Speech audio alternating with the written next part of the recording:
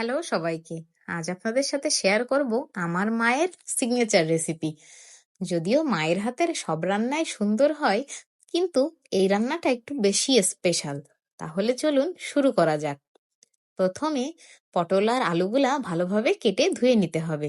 পটলগুলা কাটার সময় অবশ্যই দুই সাইডে একটু করে চিড়ে দিতে হবে, যাতে মশলাগুলা পটলের ভিতরে সুন্দর মতো প্রবেশ করে।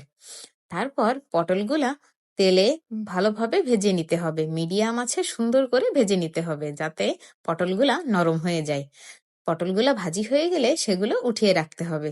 তারপর ওই একই তেলে দিয়ে দিতে হবে আলুগুলা। আলুগুলাও সুন্দর করে ভেজে উঠিয়ে রাখতে হবে। তারপর ওই একই তেলে দিয়ে দিতে হবে আগে থেকে বেটে রাখা জিরা আর গরম মশলা। তারপর একে একে দিতে হবে মরিচের গুঁড়া, হলুদের গুঁড়া আর লবণ। তারপর মশলাটা ভালোভাবে কষিয়ে নিতে হবে।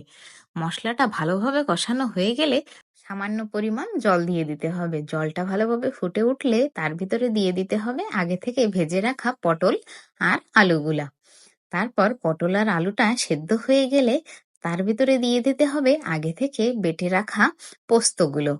পোস্তগুলো দেওয়ার পরে দেখুন কি সুন্দর একটা টেক্সচার এসেছে।